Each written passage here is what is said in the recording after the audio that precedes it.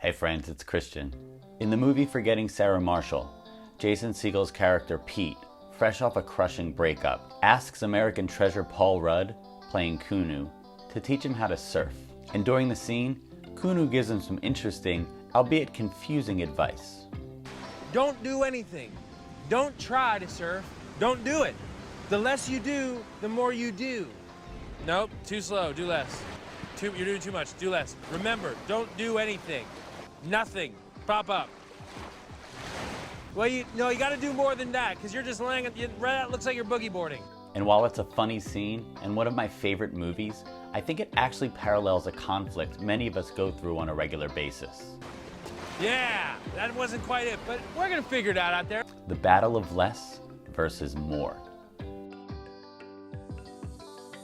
We live in what can often feel like a polarizing world, our lives themselves the ultimate conundrum. What do we do here on this earth? How do we know if it's right? So it makes sense that with such an open-ended life, that our level of uncertainty might be as high as the advice on how to live it right is wide. From the go-get-it, no bullshit hustle of a David Goggins or a Gary Vee, to the more easeful allowing of Eckhart Tolle and the like, it's often hard to decide just what to do at any given moment.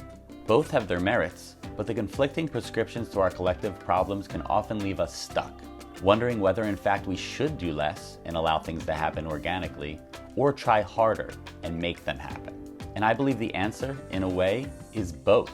Both are necessary components to finding a balance and flow, and like poor Pete, learning how to surf.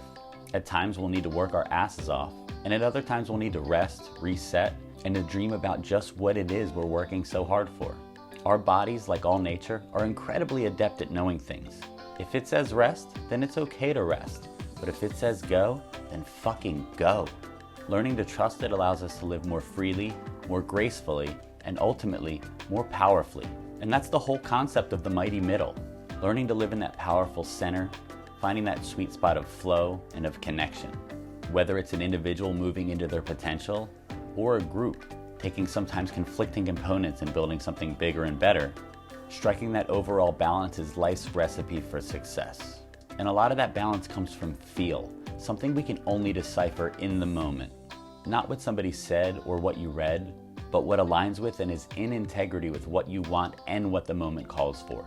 But it's also important to be aware of why you're doing either. Whether you're doing more or less, if you find yourself doing it as a crutch or to avoid important work, or to drown out emotions, you're only serving to thwart that connection and in turn that trust. And trust me, anything can be used as avoidance or procrastination. Grit is incredibly important, but so is grace. And being connected enough to yourself and others to know what is currently needed allows you to stay in that powerful place of confidence and decision making. They say for everything there is a season. And the more in tune we allow ourselves to become with that weather and aware of its patterns and cycles, the less likely we are to become blown off track. And with that, I'll leave you with one more quote from this brilliant idiot. Let's go surfing, come on. Everybody's learning how. Come on, the weather outside is weather. That's it. Let the weather be the weather. Just meet each moment as it is, dress accordingly, and I'll see you again tomorrow for another 3 minutes of the light.